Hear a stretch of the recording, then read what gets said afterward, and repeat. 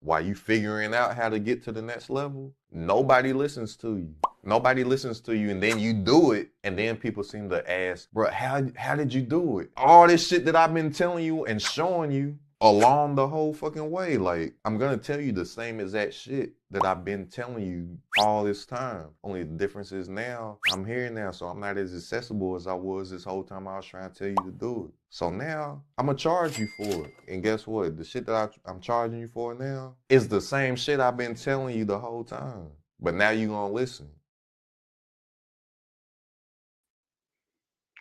What's going on today? We're gonna be talking about, gonna break down the 3M system. Okay, that is mindset, money management, and momentum. Gonna be breaking that down. Hopefully, this will be a short video. I don't intend to be here too long, but might be a lot of explaining to do. So I'm going to try to get it done as quickly as possible. If you have any questions, your input is definitely accepted. All right, so let me set some things up. We're gonna get right into it. Some things I want to show you. Okay. All right. All right. So let's first get the picture of the thumbnail of this video because that will help me in my explanation. Okay.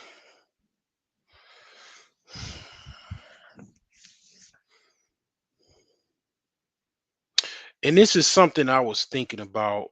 I was really in deep thought today about it because I was trying to think, okay, how is my 3M system, if I had to put it in some type of like diagram or something like that, what would my 3M system be like? Okay. While I'm still, trying to figure things out myself, I'm like, what is my 3M system kind of like? And what I thought of was, I've been working on a lot of alternators. I've been doing I did my alternator on my van, which is a Dodge Caravan, and then I did my Nissan Altima that's giving me a shit. Both of those cars is they're giving me a bunch of problems. But I did a successful swap of both alternators on both vehicles. Okay. And I know how the pulleys work. I have a good sense of understanding how they work, based off of um, you know how the pulleys go. Okay. Primarily, they go around the alternator. They go around, basically, the tensioner pulley, the crankshaft. Okay, this is pretty much what you're working with right here, right? So that being said, let me uh let me make sure this is okay. So the first things first, right? When I was thinking today, as it revolves around this 3M system, I was thinking about what is the critical um part in this 3M system. And apparently that's the money management aspect of it. Okay. The mindset is have a clear conscious mind, have a money mindset, right? Have your mind focused, right? A lot of mindfulness, right? When it comes to mindset, when you think of mindset, having a healthy mindset, right? I drove, I took a detour. Why did I take a detour? Yeah, I took a detour. I didn't take my normal route that I normally take, basically, when I left my job today. And I passed a homeless woman, okay? And, she was sitting on the bench and she had all of her stuff, out there. I think she had like some type of cart or something like that. And I was thinking to myself, okay, it doesn't really matter about, momentum or money management when your mind is messed up. That's like people be like kind of, doing little videos, and I could tell they be listening to me, and they say mindset is not important. Well, when I drove past that homeless lady, I know for a fact mindset is the first thing and it's the most important thing, because without your mind you can't function, you can't live life, you can't enjoy life when your mind is all over the place. When you have, an unhealthy mind, that's mental illness. And it's hard to make money with mental. Now, don't get me wrong, there's people that's mental. It's a lot. Hey, I'm gonna tell you something. I'll go in the rabbit hole a little bit. It's a lot of people that are functionally mentally ill. A lot of musicians, or let's just say rappers, they're functionally very, very much functionally mentally ill. Okay, you can't tell, and a lot of them, they are the product of their environment. They're coming from, basically economic struggle. Okay, and they're trying to, get out of that, and they want to permanently stay away. They don't want to, go back to the quote unquote hood, right? They left the hood, right? And they don't want to go back. And that stresses them out, but also the fact that, they had to overcome a lot, right? And a lot of them self-medicate, right? They self-medicate with different drugs like Percocets and all these other things, right? And that's because this person, they don't know, yeah, they're functionally mentally ill. There's a lot of people that are functionally, their mind is not really healthy, and I mean, I could go more in depth into that, but basically you need certain things for your mind to function. You need your mind needs proper rest, you need nutrition, you need a peaceful environment to sleep, a good temperature, a clean, healthy environment, um, limited of chaos, or hopefully no chaos at all, unless you're, on a battlefield. Soldiers, and when they're out in the battle, Marines, they have to sleep in chaos. They have to sleep with bullets flying, with things blowing up. They still got to get some rest, even though probably very difficult for them to do so. But the whole thing is your mindset is everything. Your mindset is like, I mean, it is the gift. It is like the God to this whole system. Like it is the greatest, or of greatest things. That's why it's number one.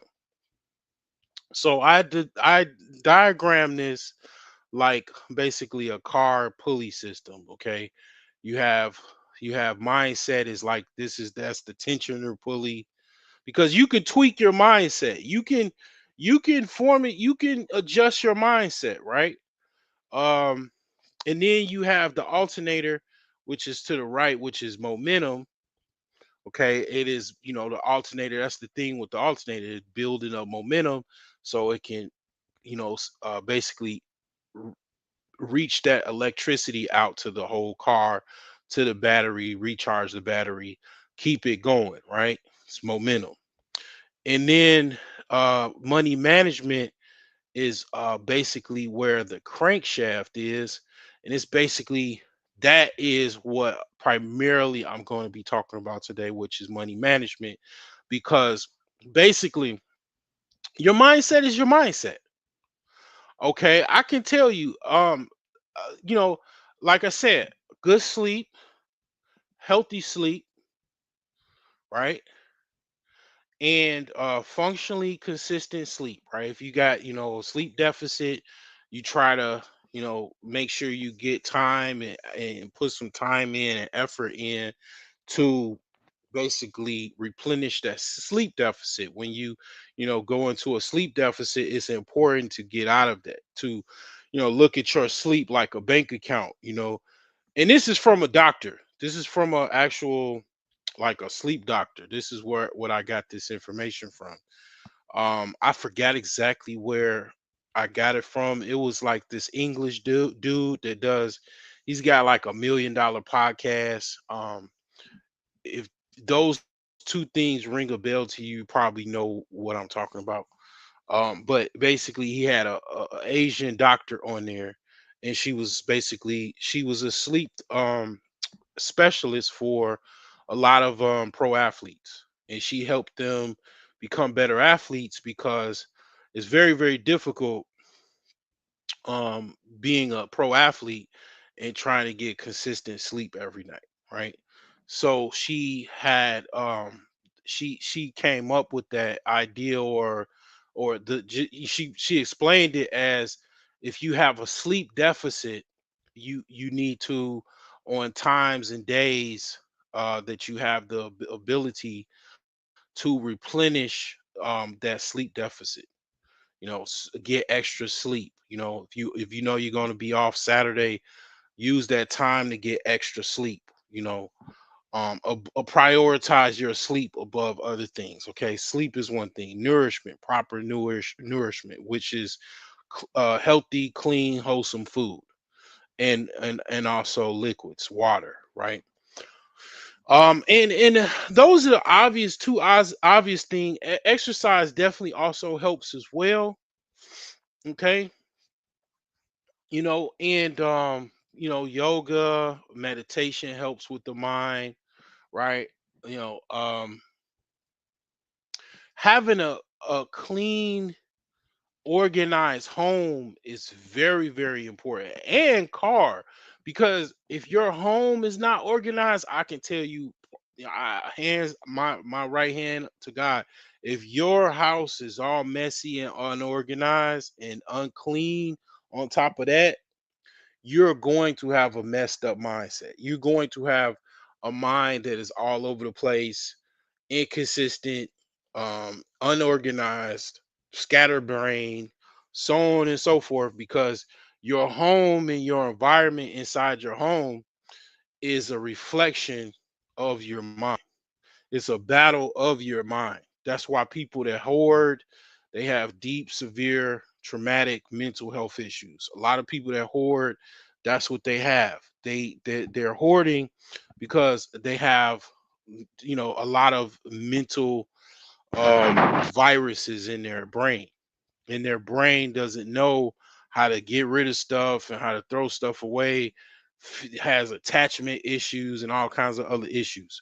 So these things are kind of like, I would say, kind of essentials as far as your mind. Having a money mindset is, basically, learning how to become a better investor, learning about business, learning, how to read stocks charts and forex charts. So, learning how to actually make money, learning new skill sets, right? Um, to make money, right? To have quote unquote, becoming, learning how to sell, right? Learning how to market, right?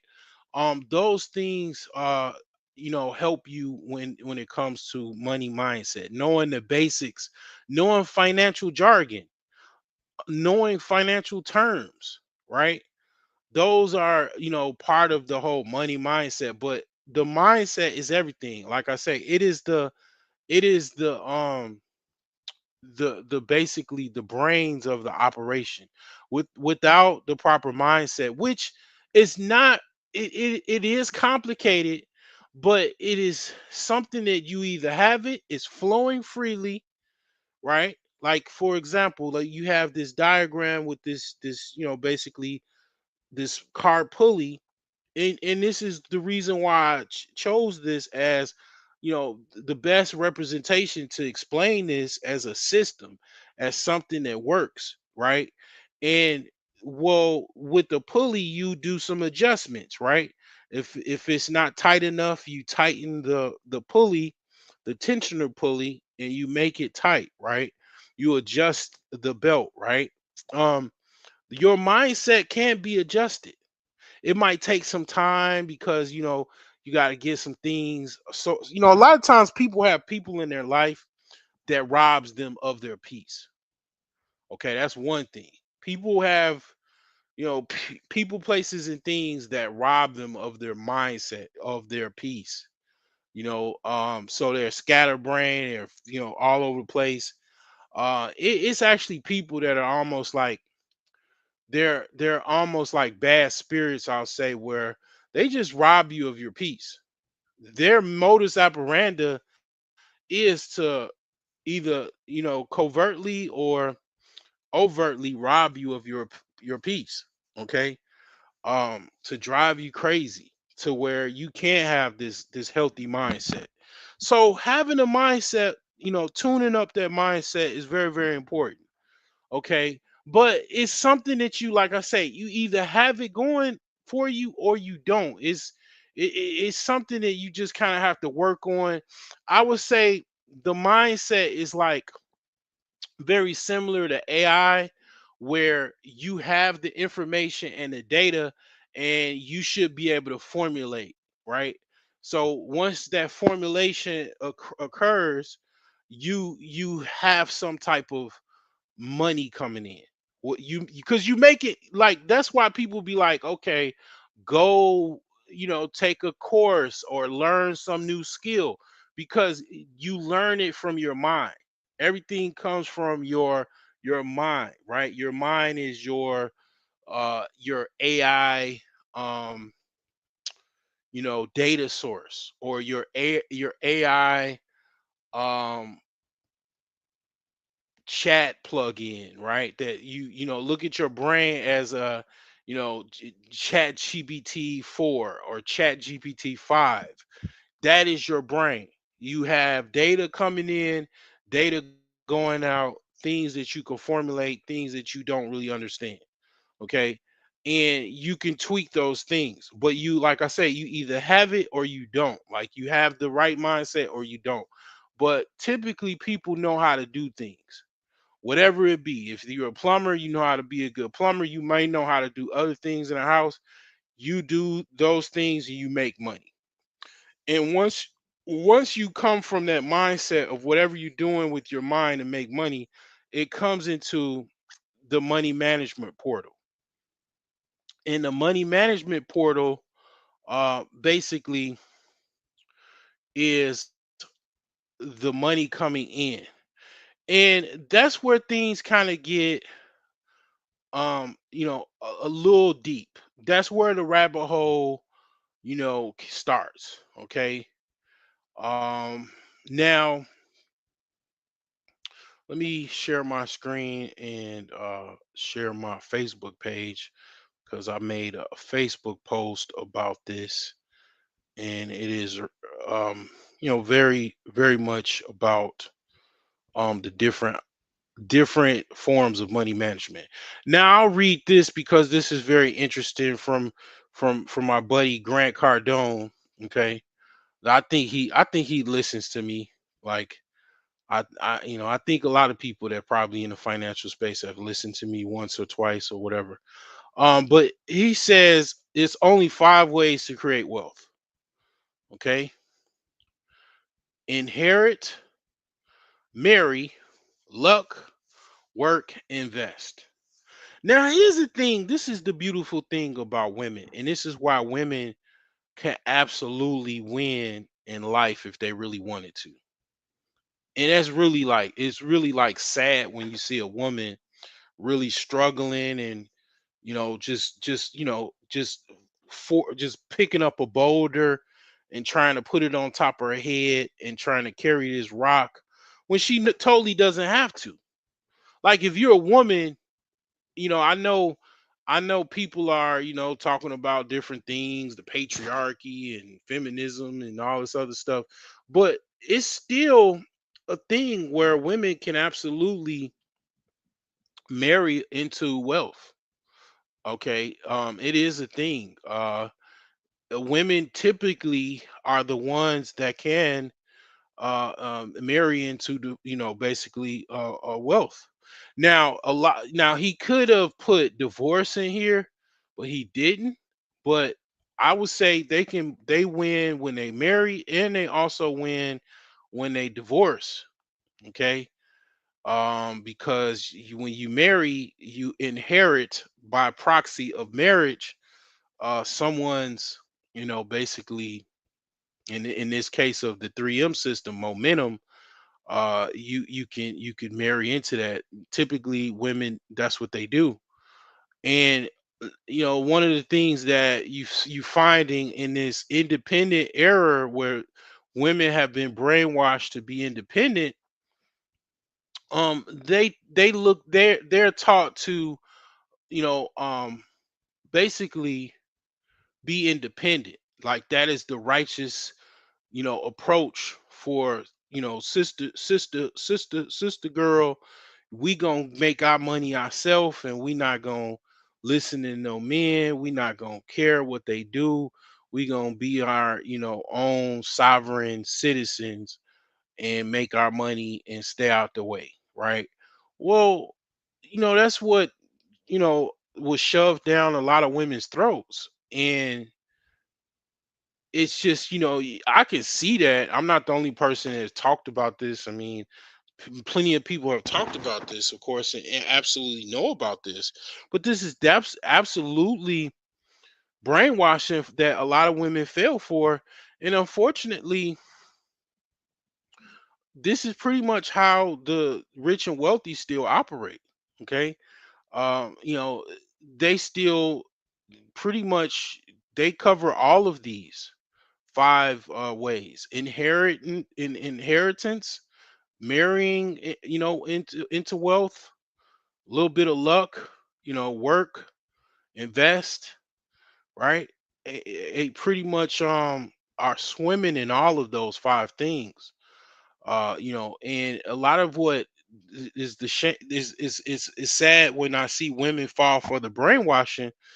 Unfortunately, they're being trained by their moms and aunts and other peer groups with women to basically be independent and not share, not join into this opportunity to become basically a wife and get, I'm not necessarily saying okay you're gonna marry a rich man or wealthy man, but well, if you came up from the projects, a guy that comes from a wealthy family to you probably would just be, if you was raised by a single mom in the projects, well, if you can get a man that, had a two-parent household in the suburbs, that's wealth. That is like a level of momentum that you could tap into.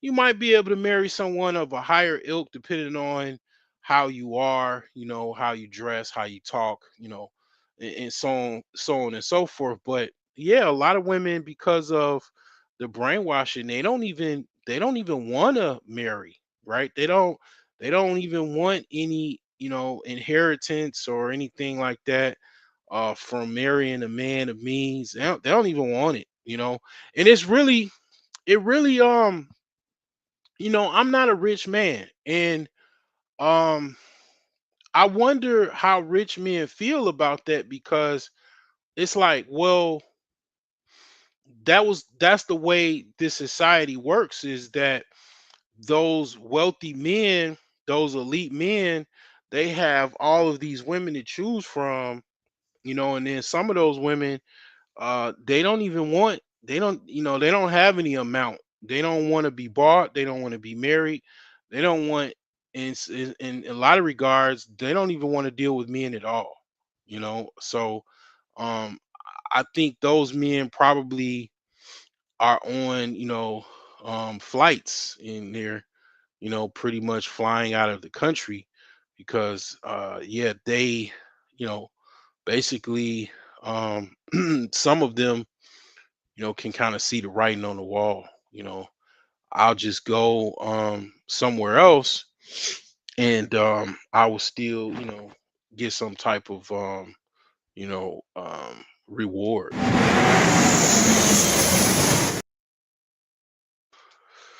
But nevertheless, that those are very much ways that you can become wealthy. Okay. But yeah, we're gonna be talking about again money management in this regard right now, as far as this 3M system. I know this might sound boring and kind of a lot of jargon, a lot of kind of like business talk or money talk, but this is not boring, because you got to understand, this is very much not boring because you got to understand, right? Having money is not boring. Okay, the idea of getting it in the hard way and the slow way, yeah, it might seem boring and you got to have patience and all of that type of stuff. Yeah, but you got to understand, man, once you actually achieve that goal and you stick with it, I mean, having money is definitely fun. It is very, very fun to have money. I don't know. I mean, I know it might seem boring to listen to business, talk and money talk and financial talk, but man, I'm gonna be honest with you. The money that comes from putting your finances in order and the things that you can do, the places you could live, the cars that you could drive. I mean, I don't know, man. That shit fun. It's fun, man. Driving good, living good, doing everything good, man. When you got money, you can do those things. I know it might seem boring, but you gotta understand it's all them. I'll just say it for what it is. A lot of these white people, man, that live in these upper class neighborhoods, they do boring ass shit, man. The Asians too. They do boring stuff. Very, very boring. But they life is a lifestyle that most people don't even understand and will probably never understand. And that consists of a lot of leisure, a lot of money, a lot of everything that the average person does not have the ability to enjoy because they don't have the money to live that life. Only the idea of possibly winning a lottery or something like that or a scratch off is how they can conceivably come up with some type of mindset to where they can actually get those things or live that type of life. And a lot of times those, if you look up the statistics of lottery winners, those are short lived because see what it is it's two types of people. It's instant let's just say instant millionaires, or let's just say instant riches, and I call it gradual riches. Most people that are, basically, let's just say they're rich or wealthy, they got that way gradually. It's a very small percentage of people that got an inheritance, won the lottery, et cetera, et cetera, et cetera. And those gradual riches and wealth, that comes over time through making sound financial decisions. And I know this is very I understand it is very boring. I'm talking almost corporate talk. I mean, I understand. Okay, I'm talking like I'm Brad from fucking Sanford, Connecticut. But you got to understand, this is the country that we live in. F- Capitalism is basically it's the order of operations. You know what I'm saying? And it's like basically what I'm saying is if you can get to the point where you can get the basics and fundamentals down, you once you like look at it, I'll just say look at it like practice, like basketball practice. So you get through all of the robotic stuff, you get through the layup drills, the top of the key drills and all of these different drills. I played a little basketball before, okay? I I played as high I got to college, competed very well, but I didn't get a spot. But I used to beat the college players.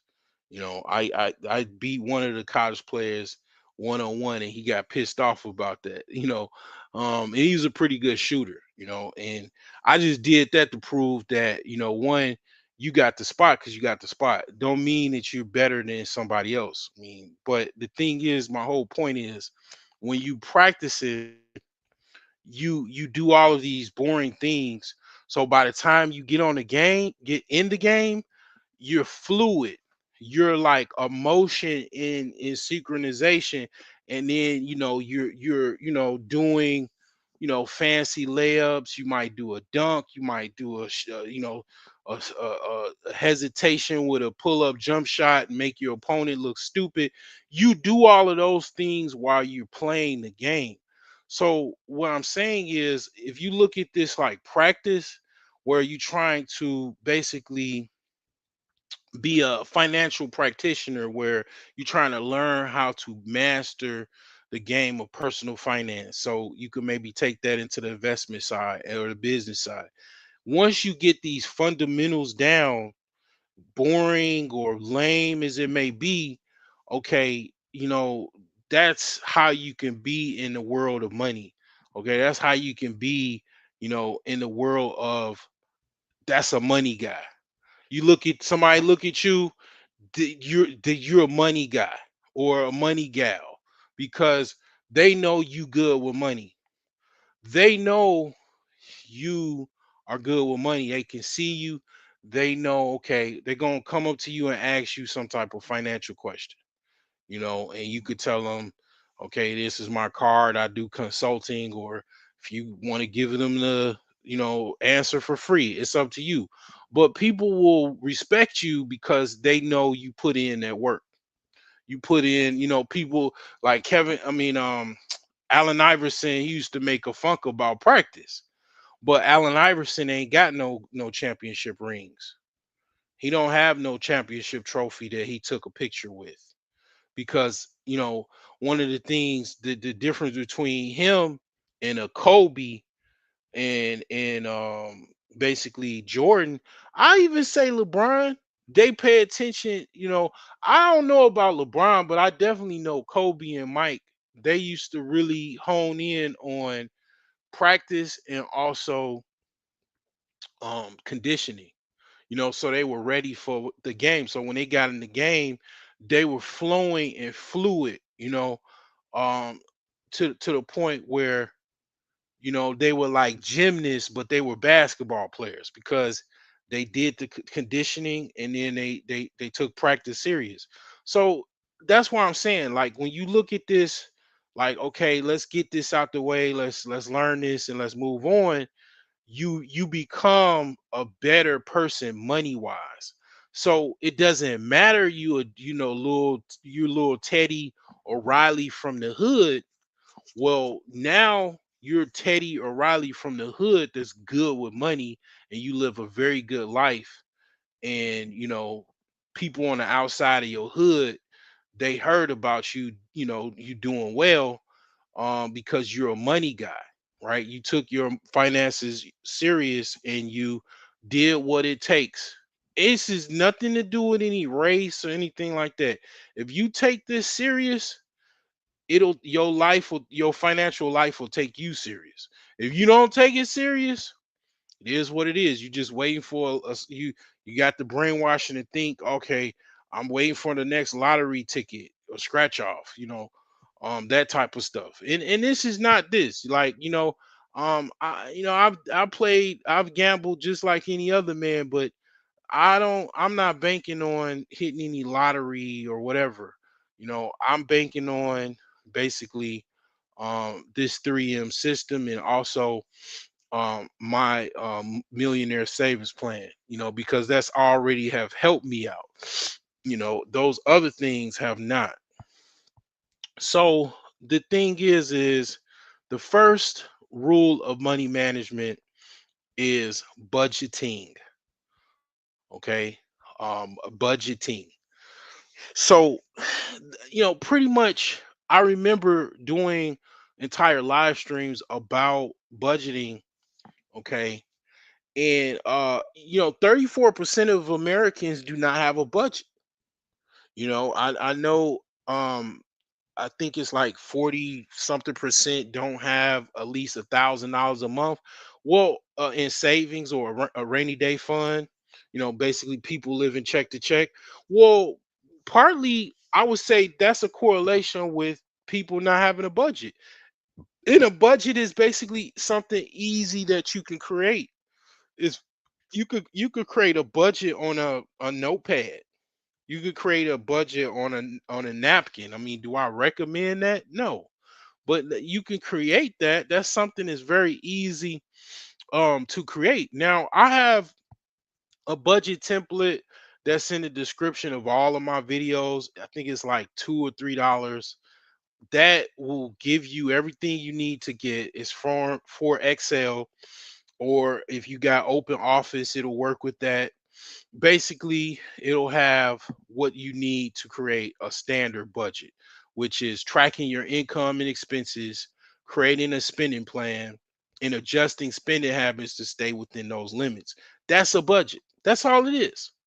And basically it keeps track of the money coming in and the money coming out. Okay. It's something going back to, that's why people always talk about the Jews and all of that.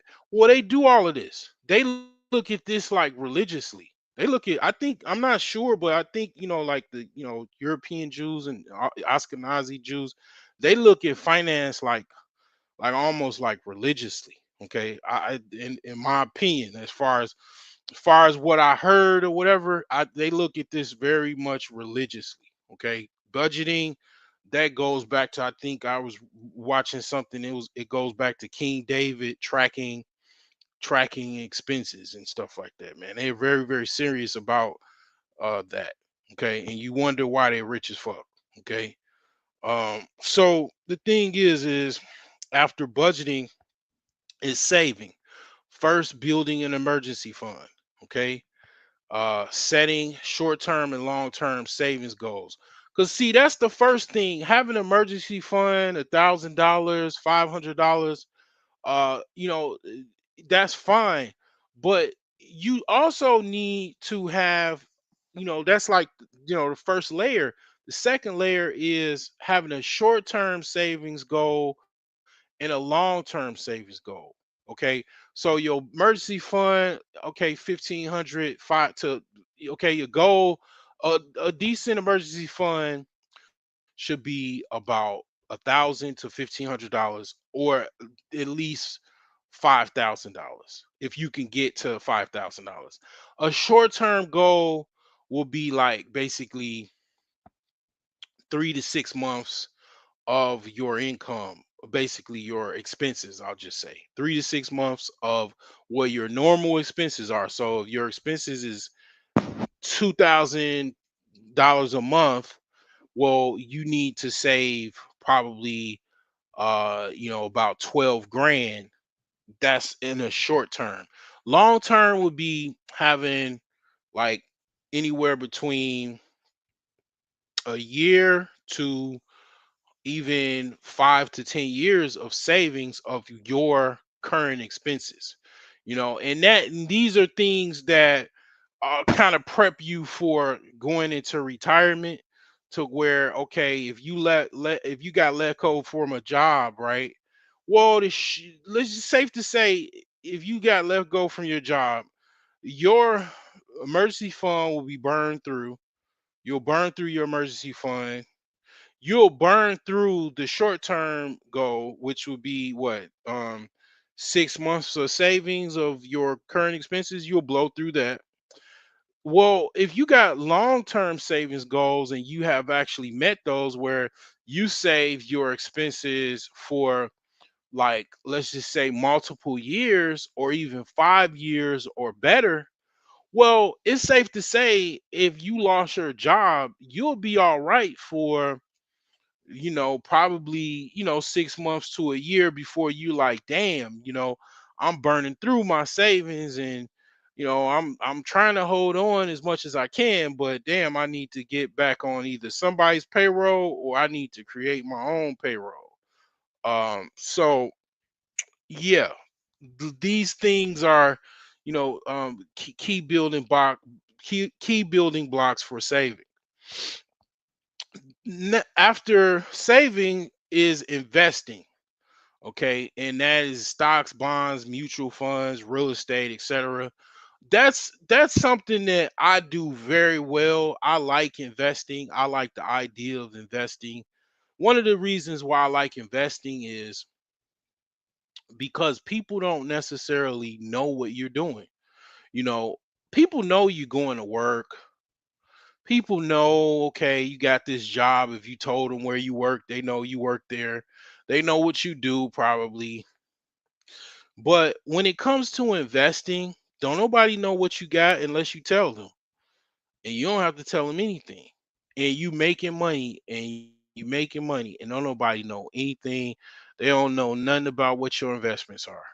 And that's the beautiful thing about investing, because you can kind of, make your money and not have to worry about people discriminating against you, or trying to keep you down or anything like that, because the market is the market. It doesn't matter, you know as long as you keep everything, quiet or whatever.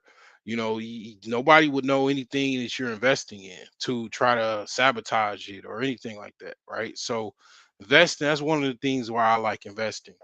um but the thing is that that's how you can exponentially grow your money too. Investing, right? Because a business is an investment as well. That's a part of an investment.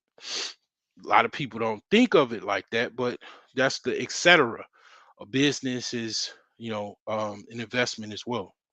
So after investing is debt management. A lot of people have debt. A lot of people have a lot of debt.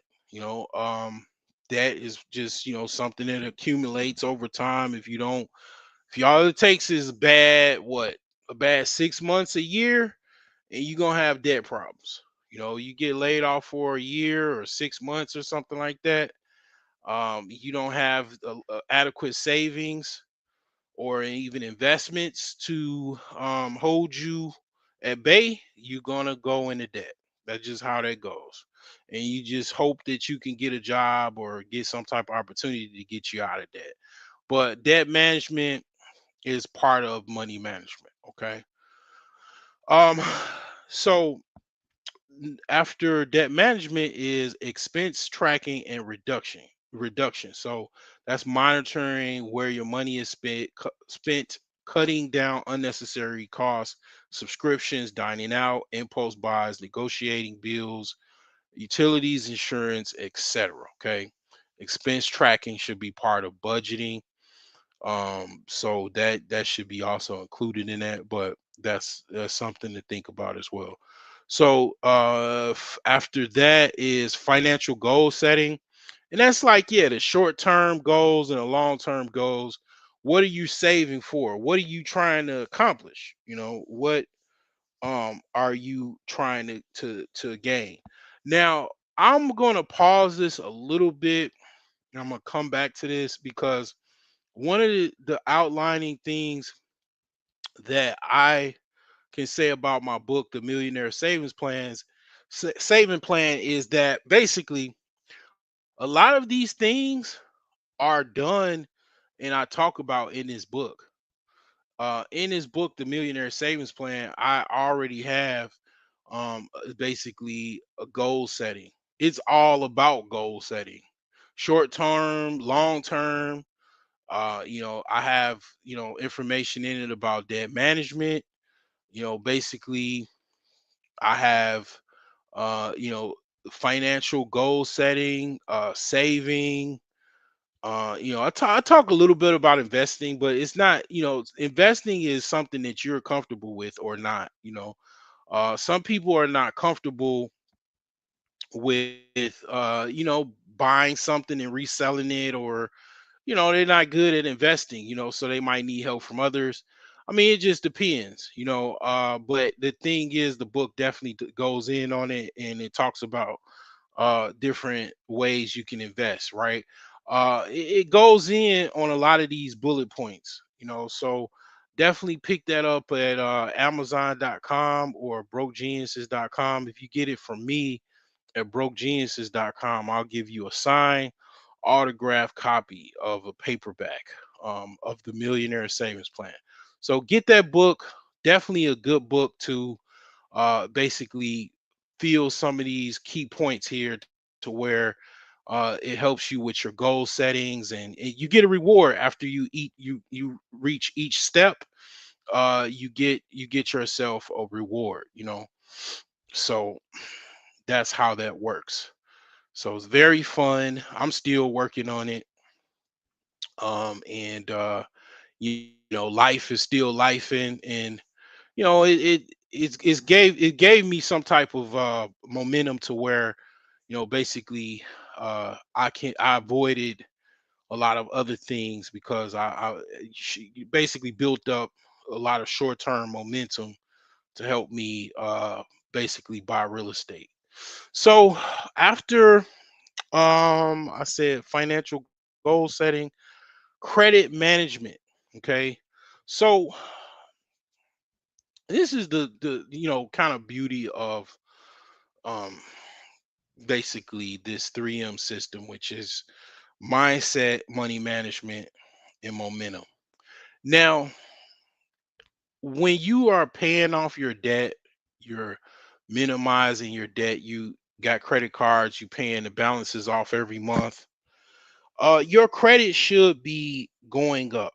It should be going higher, right? Not to say that you should use credit, but if you use credit to, let's just say,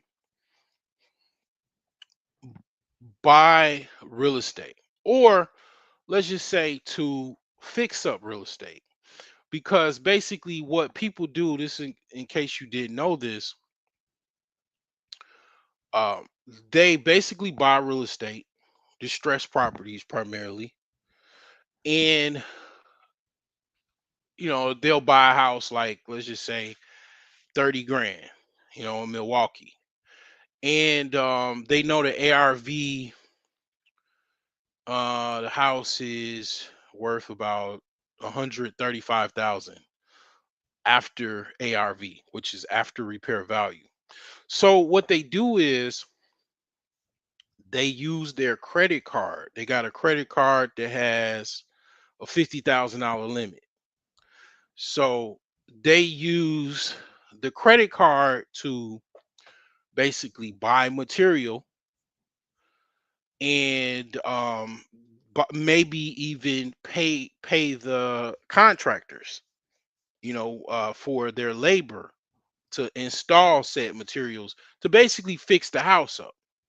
So after, let's just say, course of some months, you tapped into your credit line, your credit card, and you spent about, let's just say, 50 grand.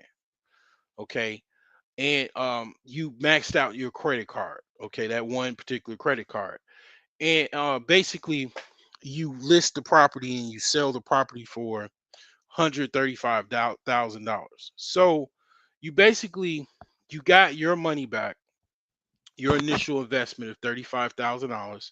You pay your credit card back off, which is $50,000. And you probably most likely have, if you got some credit card points, you probably got points from that. So that's free trips, and free stuff that you could buy, basically, because you use those, you use those credit card, basically you accumulated credit card points, doing this, right? And you paid your balance off.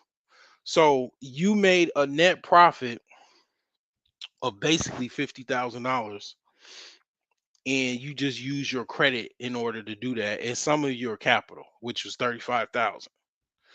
Okay, so now you got your money back, and you got an extra 50 grand that you didn't have 6 or 7 months ago, or whenever you purchased that property, all because you used other people's money, OPM, which is that credit card. So credit is actually what people also utilize to actually get rich and wealthy.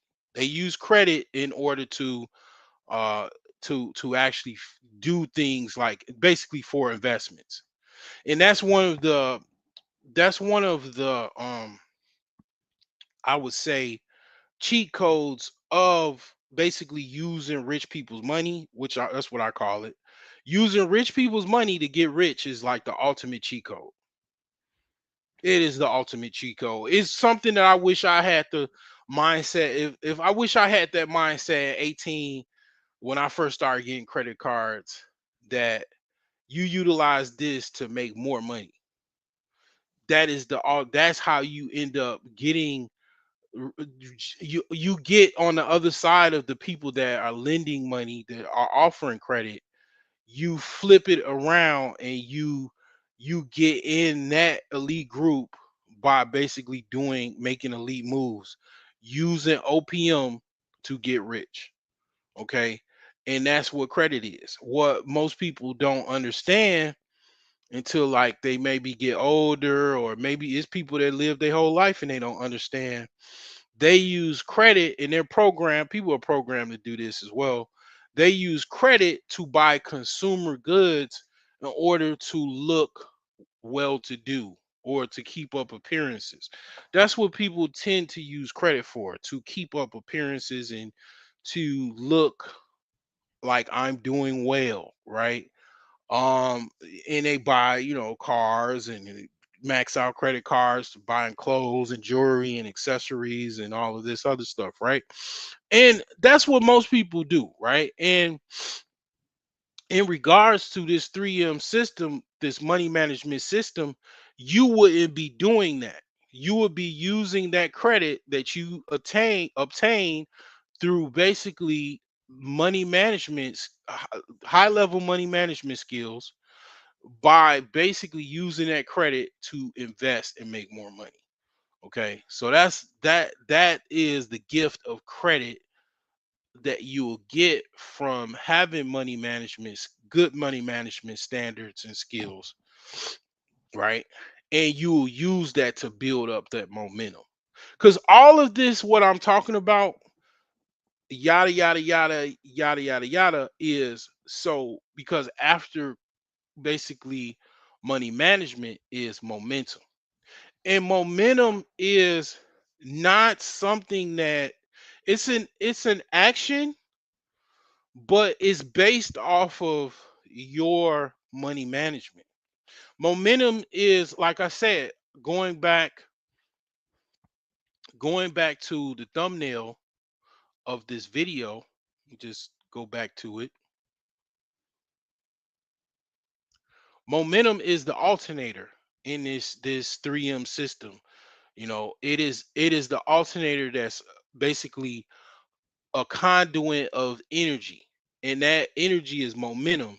And from basically money management, it's shooting up to that momentum, and it's building up momentum. So for example, okay, over, let's just say, 5 to 10 years, you've developed a very good mindset, and you've built up some very good money management skills. Okay. So from those money management skills, you're doing things like, that's one avenue with the fix and flips. You do things like you flip a property and make a $50,000 profit. That's shooting up to momentum. That's more energy. Okay. And Money is a frequency, finance is a frequency, okay? And you're shooting that frequency up. You're shooting that $50,000 is going into an account, and then you can flip another property, right? You can use, okay, so you basically, you don't necessarily have to use your credit card. Okay, you've already, every property you flip, that's a portfolio, so that adds to your portfolio. So you have a record of a portfolio of houses that you flipped. You can take that now to a hard money lender. You don't necessarily have to use your credit card. You can just use it if you need be. But basically, you're not going to most likely use it. You're going to basically use the hard money. You're going to use the OPM, but it's a hard money lender, and you're going to just use them to basically purchase the property and fix the property up, and they get their points after you close on the property and sell the property. Now, hard money lenders do charge a nominal fee for using their money. They're typically more than conventional banks and so on and so forth. But this is when you use hard money lenders before you become a millionaire. Like it typically, I'll say, like, okay, it's safe to say after you, I'll say, have a million plus in the bank, you don't necessarily have to use any hard money lenders. Okay, you don't necessarily have to do that. So I would say, like, when you first started out, you can use hard money lenders. But what I'm saying with the momentum is, you can, in terms of real estate, because real estate is something is most people can kind of understand, and is really old. So people can't understand it better than they can stocks, and options and all of that. So basically,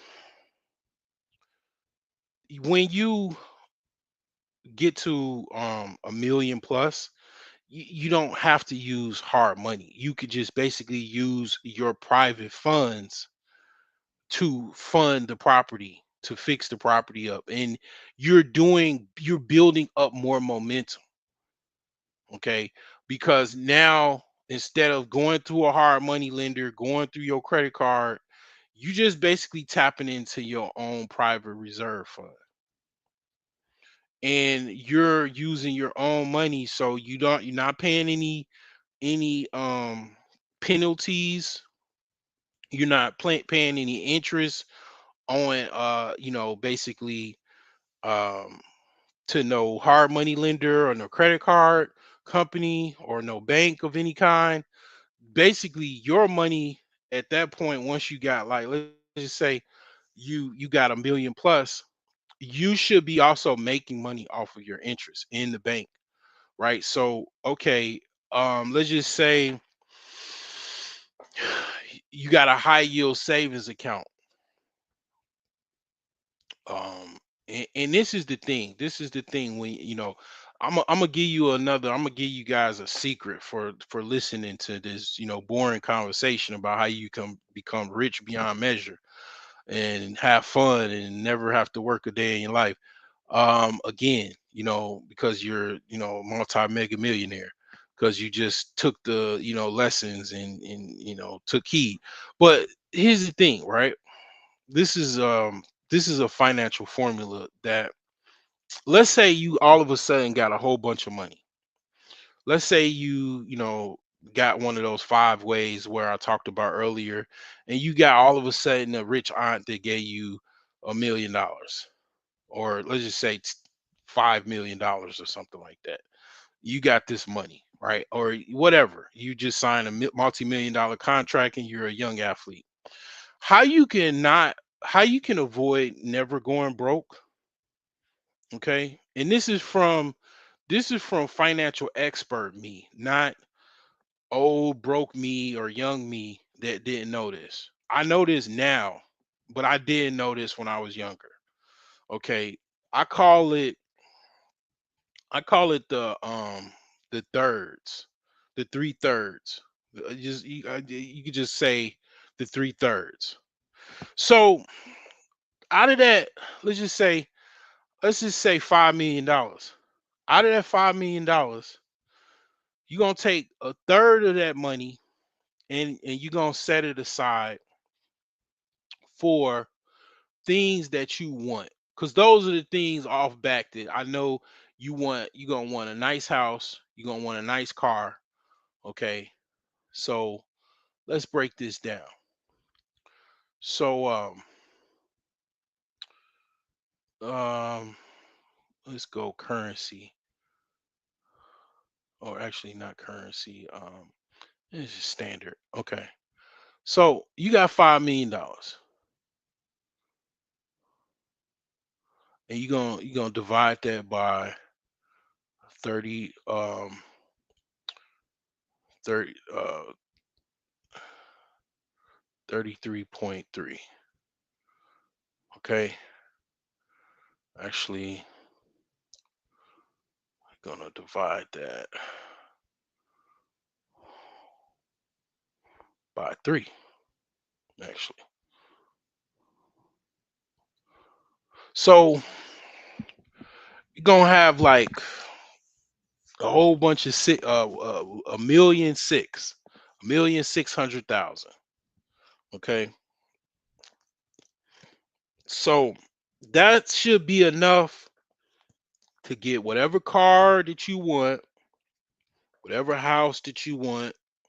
That should be enough. That's one third. The other two thirds is going to go into a money market account. A money market account that is paying some type of interest. Okay. A very good interest, the best interest that you can get, because that's key. Because you're going to be making money off of interest in this formula. Okay. So that's the second third. The first third is getting whatever you want, house, cars, whatever you want to do with the money. Don't blow it all. Just buy the house, pay it off. Don't get no mortgage. Buy the house you want, buy the cars you want. Don't get no car loan. So that's one third. Second third, money market account. Going, nominal interest. Very nominal, favorable interest. 5-6%, something like that. Because that's where the other 1.6 is going, 1.6 million is going to go into that money market. And that is for your expenses. Okay. But you're not going to use all of the $1.6 million for your expenses. You Okay, this is where math is going to come in. Okay. This is where math is going to come in. So you got 1.66, whole bunch of sixes, million dollars. Okay. So we're going to do some math here. So 1.6 million basically times, let's just say 4% interest. Okay. 4%. All right. You can literally, off of this is why the rich are this is why the rich is like I say, rich is rich, wealthy is wealthy, right? You can make off of $1.6 million with, let's just say, a 4% interest on a money market account. Your bank will give you, because they're gonna make shit ton off of your money. Okay, they're gonna make more money off of your money than you gonna probably the average person is gonna make off of it, right? But ideally, you should use this account for your expenses and your basically your investments. This should be your investment account. Okay. But that $66,000 that they're gonna give you, roughly give or take, you're gonna make like a little over $4,000 a month. you're only going to get like, just to make that interest grow and you not touch any money, instead of you spending getting giving, because you're going to give yourself monthly withdrawals. You're going to, instead of getting $4,000 a month, you're just going to give yourself $2,500 a month auto deposited in your account every month. And that's very key, because basically your money, your account is going to grow with interest, because you're only going to spend a little less than half of the $66,000. You're going to spend a portion of it, but it's going to be some portion of it left over to basically grow that account where you don't have to touch it, or it basically is going to make money over time, and it's not going to um basically, it's not, you're not going to spend any of the original amount. That 1.6 million is just going to stay there, and it's just going to grow interest over time, and you're still going to make money off of it. You're going to still get about $2,500 a month from this account. So this is the money market account, the second third. The third, okay, or the final third of the 1.6 million, you're going to put in a high yield savings account. And in this account, you're going to do the same thing. And it's just, let's just say for all intents and purposes, it's, around the same thing, about 4%. You're going to get $2,500 from this account, auto withdrawal from you every month from your high yield savings account. Now you got $5,000 a month coming in, and this should be for your expenses, because okay, $5,000 a month, okay, times, let's just say 12, that's about 60 grand. Okay, that's enough money for you to, basically pay for any type of trips you want to go on. That's enough to pay for, room and board, your meals, your bills. You're not going to have any mortgage, so all you're going to do is have a tax bill probably for your house, and basically, your cost of living expenses. This is more than enough money to pay for that. And you'll never you only money that you ever spent was the one third. The two thirds you're not touching. You're actually making money off of the actual two thirds, off of interest. You're living off of interest. And that's how you never, that's like I said, like this is how I'm showing you kind of my tail on this live stream, where you can say, okay, this dude actually knows some shit. Now, did I know this 20 years ago? No, I did. But I know it now, and this is how you can literally avoid going broke, or never having to. You don't need a accountant to set all of this up. Basically, you can do this all automated. You don't need an accountant. You don't need a bookkeeper to set all this up. You don't need a CPA. You don't need a lawyer, anything to set all of this shit up. You can do it with clicks of some buttons. If you really need it, you could probably get like a consultant like me. I could set you up, where, basically I'll just zoom in and show you what button to click, and that's it. Like, really, you don't even need me. You just need to, find the best high yield savings account and the best money market account. Okay. So this is, this is my freebie to you. If you ever come across a situation where you get a bunch of money, just remember the three thirds. Just call it the three thirds formula. One third, you get a freebie. That's whatever you want to buy. You want to buy a freaking condo on the beach, fucking Lambo.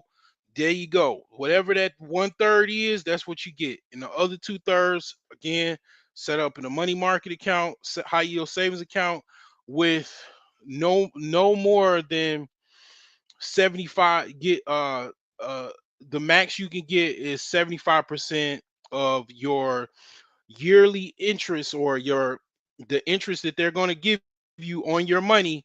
You can only get about 75% of that, so you can still have 25% that's still growing in interest on account. You're not touching the 2/3. And then the same thing on a high yield savings account. Again, not maxing out at least no more than 75% of whatever the interest that you will get from that account withdraw to you monthly, and it'll be like you have a job, right? Or a ghost job, and you get a paycheck, and then you use that to do whatever you need to do, and then invest your money and grow it over time. So that's, like I said, my freebie I'm going to give you. But those are that's if you get all of a set money. A lot of times what people do is they don't use no 3/3 formula. They use 100% formula, and they blow all of their money. Okay. So that's the difference between someone that's a financial expert that's took years and years of school, books, education, research, and shit tons of research to get to the point where, like I said, a lot of things financial related are formulas. So the fact that I gave you that into a formula lets you absolutely know, basically you're in the right place and you listening to the right person. Okay, because basically that is what a lot of finance is a bunch of formulas. So that's just put that in your pocket, put that in your pocketbook, in case you get some all of a sudden riches. You can use that 3/3 formula. So anyway, back to all of us normies, we have to get our money, the old-fashioned way, and that's scaling it up with momentum. Okay, so let me go back to the my Facebook post to where I'm, talking about money management, because we were left off on credit, and I showed you the wonderful world of using OPM, using credit to get rich, and doing the opposite of what they program people to do, which is to use credit to basically get more liabilities, right? And to not and get poor, basically, um, and go into debt, right? You're using it to get rich, okay? Because part of money management, if you're doing money management well, you will have better credit, because that's part of money management. Credit management is part of money management. Basically, I put this in the chat GPT AI. I use DeepSeek. I can't afford open AI. But the thing is this is what these items came with. As far as I asked, what is money? What is all the aspects of money management? And this is what it came up with. And this is a lot of things involved here, you know.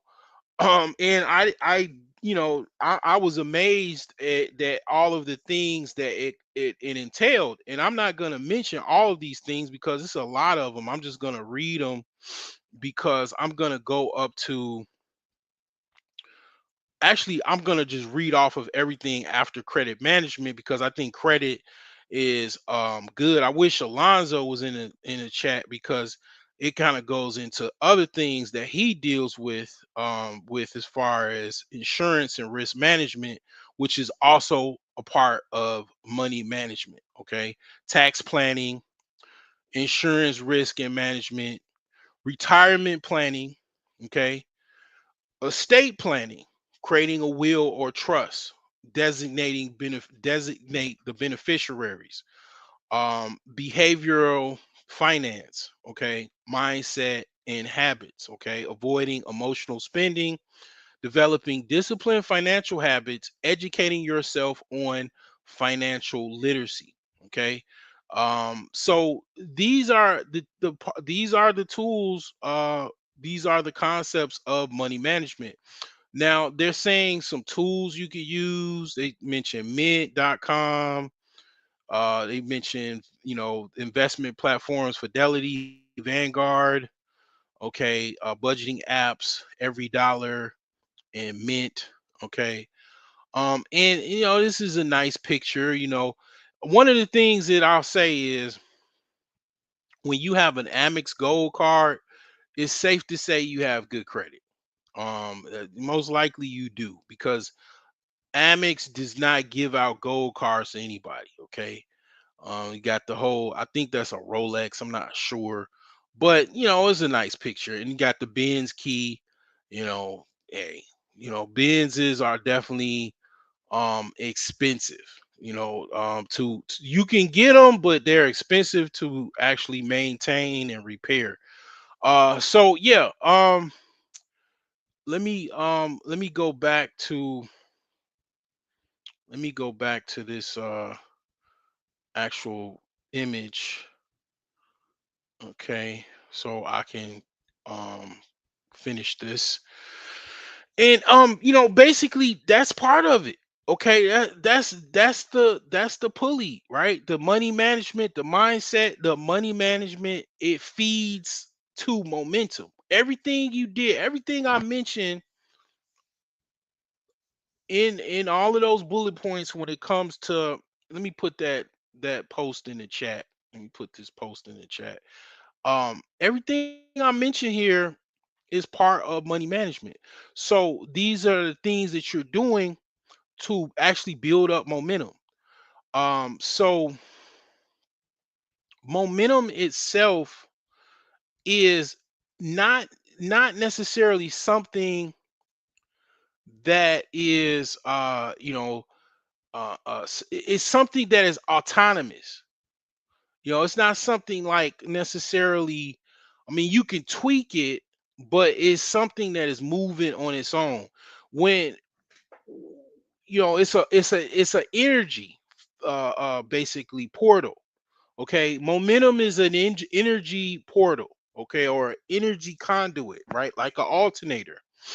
Okay, so when you, like I said, when you sell that house and you get that $50,000 basically return on your investment after you spent a total of 85,000. You spent that, which is you over leveraging in that point, right? I'm speaking some financial jargon. You're over leveraged at that point, but you spent 85 to make 50, which typically that's over leveraging. You typically want to, you would be under leveraged if, like, let's just say that scenario, you only spent 45,000.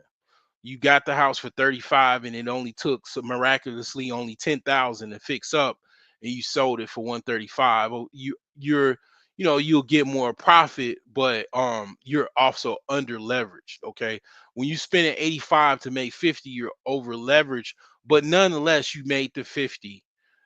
That's momentum. Okay, that's that energy, right? That money flow into that momentum. Okay, and momentum is not necessarily, like I say, it's an energy. It is, it's going to, it's either you got the energy or you don't. And obviously if you don't have it, your mindset is off and your money management needs tweaking. And that's what I wanted to show in this live stream, as far as a real world explanation of how this works. The best way to explain it is this automotive pulley system. And I hope you understand this now. And I hope this, from my light to yours, you can see kind of how this actually works and how you can actually implement these things in your life. And, basically, no matter if you somebody poor in the projects or in a trailer park, you can understand how to get build up a different mindset and build up your money management skills to have a better situation, whatever that is, and through building up momentum and actually building up that energy, that cash flow, right? And basically going up from there, because this is like something, if you look at it like energy, like I'm starting to really look at things on a metaphysical level, even when it comes to finances. That's why like momentum is an energy source, and it's like a frequency. So once you build up this momentum, and the goal is to expand this momentum, to distribute this momentum, just to keep it going, right? Because you want this shit to go so good, motherfucker. Your name is one of the richest names in the United States, like you in the Forbes list. That's the goal. Like, I know it sounds crazy and shit and cockamamie, but that's the goal. Like, that's the thing, because see, here's the thing, right? That's where people get kind of like they feel down, where I was listening to something I posted on my Facebook page, um and it was saying that you shouldn't look at yourself like, oh, I'm going to be rich. You should look at yourself already as you are rich. Whatever that is that you think that you got to wait for in your mind, you should envision yourself already having that, already talking the talk, walking the walk. Because it's the difference between someone like me. I don't care if I'm already pretty much rich. I'm not as rich as Bill Gates or whatever, Elon Musk, but to my level, wherever I am right now, I'm the richest I've ever been.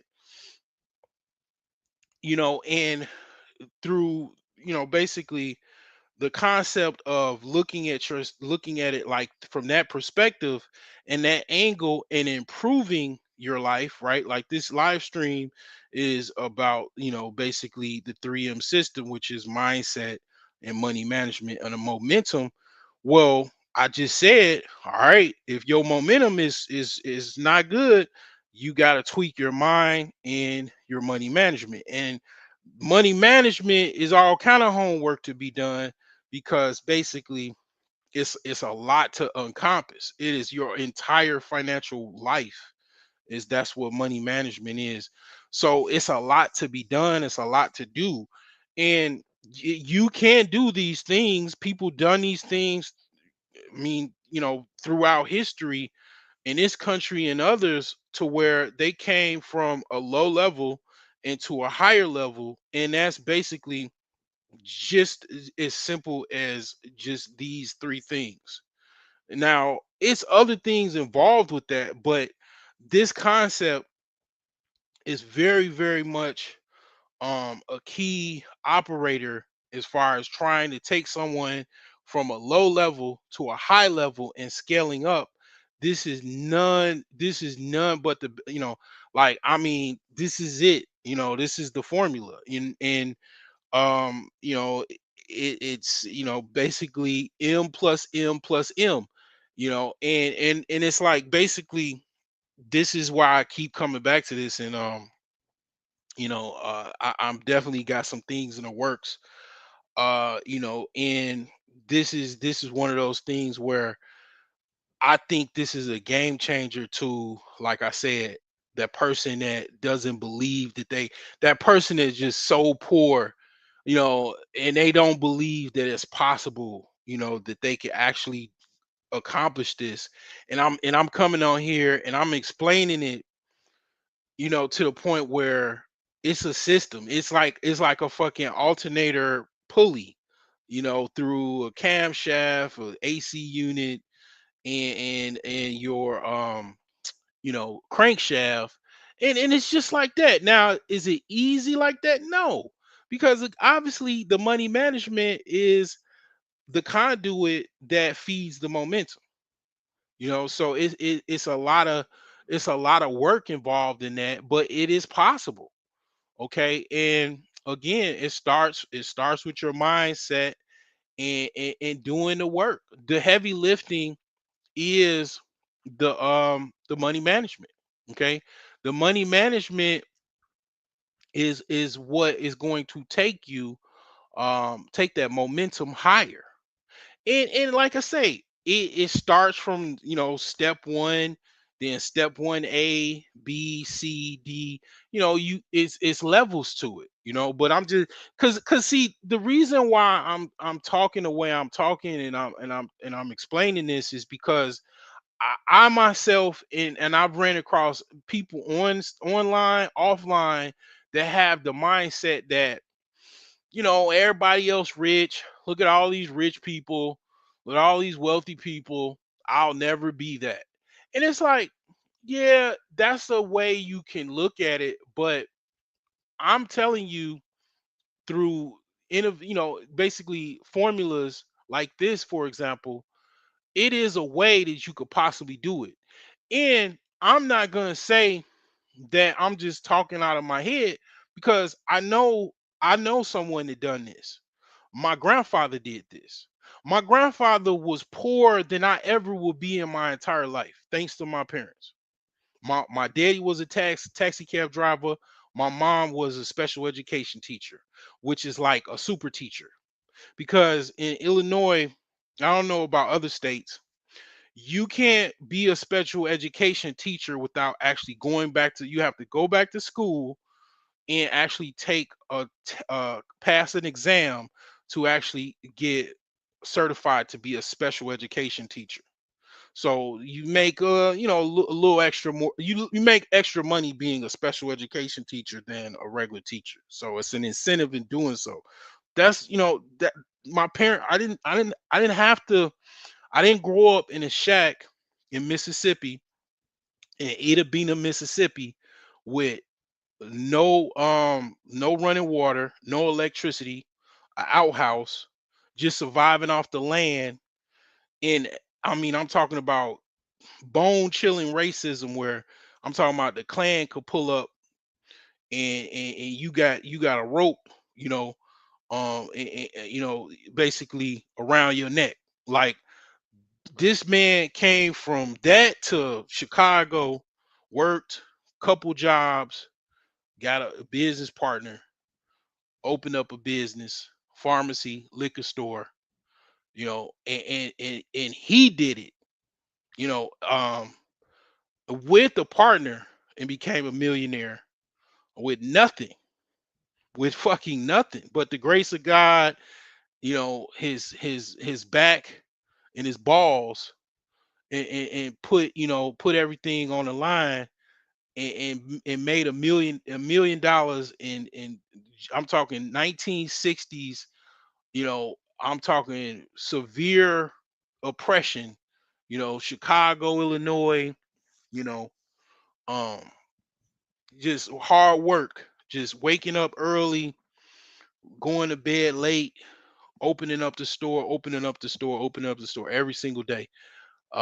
He did it. With and before I even came up with this idea, anything like that, he did that. I know that's one example. And to be honest, I mean, that's all I need. I mean, like, I myself, I mean, I'm in the works right now. I'm working it right now. And the thing is that you can do it too. You can do it too. I mean, he did the same thing that I'm talking about. He just did it. He just did it. Back then, and he was actually a financial expert as well, because my grandfather had a degree in business. He went to Jackson, Mississippi Valley State, and he had a degree in business finance. So I mean, yeah, like, it's possible. I'm just telling you, like, my right hand to God, man. That's a true story. That's my grandfather, man, and that's his story. And I'm just saying, like, if he could do it back then, I know it should be easier for you to do it now, so the thing is how he did it was obviously he was a financial expert. He was educated in order to do it, and he did a lot of basically money management. Okay. Now I'm gonna leave you with the mantra because you this is what I learned as far as what do they call it? I think they call it what do they call it? Affirmations. Okay. Affirmations. And to kind of defeat the imposter demon, the imposter syndrome demon, and other things that's in the mind that's messed up. I'm gonna leave you with an affirmation of mine. This is something that just came to mind, yesterday, because I always I always say it's gonna be a short. I'm trying to make it short, but then I looked at the time. It's about I'm about 90 minutes in. But anyway, this is something I thought of yesterday, and this is an affirmation. Okay. And it goes like this. This is the affirmation. I am qualified to become a millionaire. I have what it takes already to become a millionaire. I have what it takes already to become a billionaire.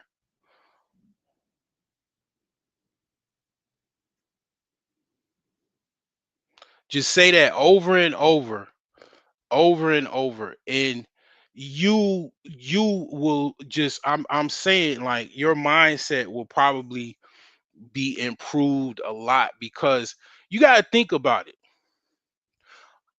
What does it take to become a millionaire?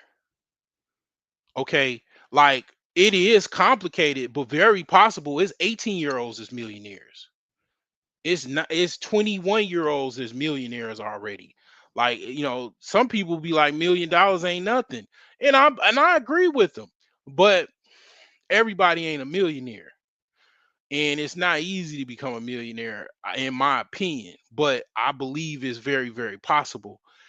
But to not overcomplicate things, we already have what it takes. If you're, like, for example, a person like myself, I've completed high school, I've went deep into college. I got almost close to one class graduate to get my bachelor's degree. Like, I've done so much in my life. I am overqualified to be a millionaire. I already have what it takes. I just need to do the required works in order to actually build up my momentum. Most people are operating off of, like, for example, I didn't have to grow up in no shack or anything like that because I was riding off of the coattails of my parents' momentum. Okay, I was driving home. I saw the migrants, like, in the street, which I don't agree with that shit. Like, like, I really don't like, like, in Illinois, I think they have a hands-off approach. But, like, I don't like people in the street with their kids selling candy. Like, I don't got no problem with you being an adult in the street trying to sell anything, but you got your kid, they had their little daughter and stuff on their back trying to sell candy to, make it in America. But it's like, you can't do that. Like, you be out in the middle of traffic and nobody does anything, and it's like, I just be like, you know what? Like, they have taken people's kids away for less. And it's like, I just think that is, like, very risky to be in the middle of the street with your little kid, trying to sell candy. I know it's no other way, that's the way, whatever it is what they think, because they do that over in their country. But I say all of that to say, also, what I saw, is these people don't have that much momentum. That's the moment they coming over here from another country whether they getting kicked out, whatever the case may be, they coming from another country. They don't have no friends, they don't have no family over here. It's just the shirt on their back, and they have to go from literally zero to nothing, to selling candy or whatever they can do in the street to make the little cash that they can make to make a living, just off of just zero, going from zero, trying to build up some momentum. Fortunately for me, I've been, I was born in this country. I came off the momentum of my grandparents, my parents, my siblings, what I'm saying, like, friends, family. I don't have to really do those things like that. I don't have to, get down like that. And that's because of that momentum. And you got people that are rich and wealthy that, has had inheritance, and they're riding the momentum, and most people have to build up momentum. Okay. And that's why, like I said, I'm, pretty much zeroing in on this concept, to just as a proof of concept, and to share some type of, understanding that it is possible that you can do that. It is possible that you can build up that momentum. If a poor black boy from Mississippi can come to Chicago and build up momentum, or even immigrant for that matter, you can too. I mean, it should be easier. You just gotta take things serious. Okay. Like I said, I got tools for you. Like I said, the first step was budgeting. Got the budget template. It's in my description. I think it's like $2. Get yourself a budget, download it, utilize that budget, right? So you can know where your money is going in and out, and you can track everything, and there's no surprises. I remember back when I was in my 20s, I'll leave you with this story because I never forget this. I used to always make decent amount of money. I didn't have kids until I was like in my 30s. And I was pretty much like always making some decent money. Well over the like 30 grand, 40 grand. I used to make money, like, and I used to do stuff on the side, computer work and all kind of stuff on the side. And I used to always I remember when I had my apartment, my last apartment that I ever had, I was like, why? I know I make money. Why don't I never have no money? And why is every bill come to me and I'm all surprised? And I figured it out. It was I wasn't tracking my budget. I wasn't tracking my income. I wasn't tracking my expenses. I was just shooting at the hip. So what I mean by shooting at the hip was money coming in, bills coming in, and I don't know which way is up. Whatever I can shoot, whatever I can pull out and then shoot the bill, and hopefully hit it. Like that was how I was living, and I realized it was because I wasn't keeping a budget. Because in that same scenario with a budget, I know line item by line item. Okay, I need this. This is how much because this is what I have on my budget template. It gives you to the actual day, down to the day, how much money you need to basically save to pay for these bills that you have. It tells you how much surplus you have or how much deficit that you have according to how much you earn a month. Okay. So these things, like I said, when I realized, oh damn, it's because I'm not keeping no budget and everything's a surprise because I'm blowing money, living my life, and just shooting freestyling, shooting at the hip. And once I started to realize that, I was like, oh, okay, I gotta keep a budget. I gotta have a serious ironclad budget, and I have to follow this budget. And that's when surpluses started to happen. What I mean by surpluses is Basically, it was a situation where I was always overextended, living check to check. And then when I saw, okay, this is my expenses, this is my income, I always made a decent amount of money, even though I can't really, I'm gonna be honest with you, I'm struggling with that right now. According to my age, I should be making way more money, but I have tricks up my sleeve.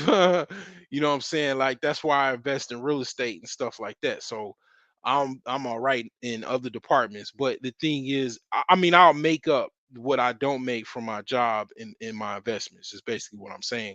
But the thing is that I went from a situation where it was it was situations where there were deficits to now is surpluses, because you can look at your budget and be like, you know what, forget cable, forget this, forget this, forget this, because you can see it every month. You like, okay, I'm cutting this, I'm cutting that, I'm cutting that, I'm sleeping in, I'm, you know, not doing this, doing that, or whatever. And you gonna say, you gonna figure out where you could save some money. And you could basically every month see, okay, I gotta save this amount of money, shoot this over to my savings, and keep this, in my credit cards so they pay down. You can see everything, where everything is coming in and where everything is going out.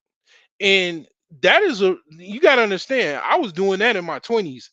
It's people that's doing that and they're grown. They're 50 years old, 60 years old. Um, they're older and they're still doing this because, people, this is the concept where, okay, if you, let's just say you made a certain amount of money, technically, this is what people think. They don't need a budget because I make enough to pay all my bills. Well, that makes sense if that's the case, but then you're losing potential of, okay, you now have more money than the average person. Let's just say you're making over six figures and you have more than enough for your bills, right? Well, you can utilize that money to, if generate some type of surplus, and invest that money, that surplus, and make you more money, because you're not making enough money that you don't have to work, right? So the goal is, right, financial freedom, right? Not just, oh, I'm gonna just make 100,000 from this job and keep working there. Like, you want to make $100,000 from your job and make $1 million from your job, and then make more, to where your job doesn't necessarily you don't necessarily need it anymore, because you've utilized it to become a millionaire, and now you don't necessarily need that job anymore. You can put your resignation in and do the things that you're already doing to make money. So those are, kind of examples of how a budget is important. So, anyways, I have that as far as my budget template, some description of all my videos. And then I also have my book, The Millionaire Savings Plan. And these are, examples of things you could do in this book that I talked about in the money management side, that actual blog post or actual Facebook post that I put. It's a lot of these key concepts are already in this book. Again, available on ebook, Kindle, on Amazon, and also paperback, as well as brogeniuses.com if you want to autograph paperback copy. This is real quick of kind of the steps in this millionaire savings plan. This is absolutely a game changer. I've already helped not only myself financially improve with key concepts in that book, but I've helped a lot of other people. And that's also worldwide, right? So that is my explanation, another 3M video, and I hope you kind of understand this concept and this formula, as well as a lot of other things that I talked about in this live stream. Have a great evening.